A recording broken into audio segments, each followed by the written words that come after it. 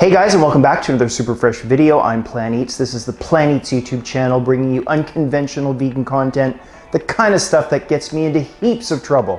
This guy Plant Eats is a complete asshole. He's a lying, manipulative douchebag. When night chases the sun away, you remain.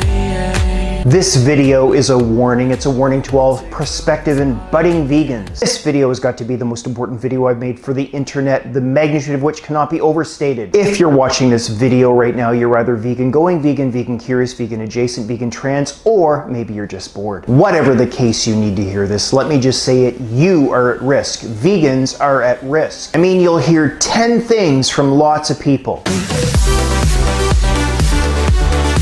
They'll tell you, number one, you're at risk for protein deficiency. This claim is based on the falsehood that only animal foods provide protein. Well, they don't, so you're not. Also, you're at risk for B12 deficiency. Well, this one is true, but very easily remedied. And did you know you're at risk for K2 deficiency? Now, according to Jack Norris, both K1 and K2 are available to people who are not taking antibiotics. Greens are rich in K1, and K2 can be manufactured in the small intestine by bacteria. And what's worse, you're at risk for bone fracture. Well, maybe, but there are lots of ways to get dietary calcium. Beans, nuts, oranges, and tofu are personal favorites of mine. And did you know you're at risk for vitamin A deficiency? It's the butter people who like to spread this one around. No pun intended. Now this next one is hard to say with a straight face, but did you know that you're at risk for weakened digestive juices? You can thank Weston Price Foundation for that joke of the week. Number 7, did you know that you're at risk for man boobs for eating all that soy? Now that would first require that you're a man, and secondly that you're eating an awful lot of the stuff. But thirdly, observational studies show that men who eat soy regularly have lower rates of prostate cancer later in life. And sadly, did you know that you're at risk for depression?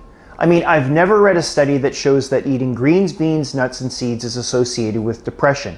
But if you can find one, I want you to link it below for me. Now this next one's a little fishy, but did you know that you're at risk for DHA deficiency? Now because there may be something to this claim, I eat plenty of foods rich in ALA and I supplement with preformed algae-based DHA. It's both effective and clean. And to top it all off, you're at risk for iron deficiency. Now let me understand this. Since beans, greens, grains, seeds, cereals, and raisins are good sources of iron, and these are the foods that vegans eat almost every day of their lives, then how exactly does that put the average vegan at risk for anemia? Look, I'm not here saying that every human being is going to thrive on a vegan diet. I'm not saying a vegan diet is perfect. And I'm not saying it's always fun or doesn't come with its own set of challenges. But I will say there seems to be a concerted effort to scare you about a vegan diet. Not all vegans eat the same way. Veganism is first and foremost a lifestyle and animal compassion. Not all vegans care about their personal health. So of course there are going to be certain associations found with poor health among certain members of the vegan population. But this gets extrapolated to all vegans, even vegans who eat exceptionally well. So take it from someone who is vegan and has been vegan for 6 years. I have absolutely no deficiencies.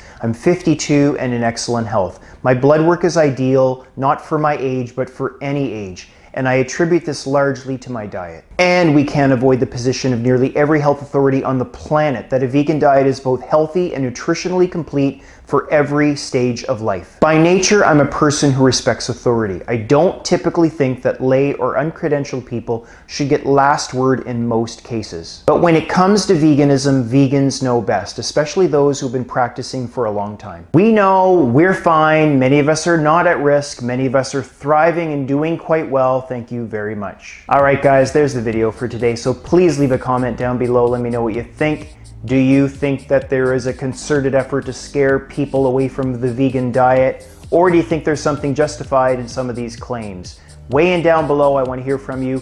And if you haven't already, start following me today on Instagram and Twitter. The links are down below in the description box. And I look forward to seeing you right back here in a few days' time for another super fresh video.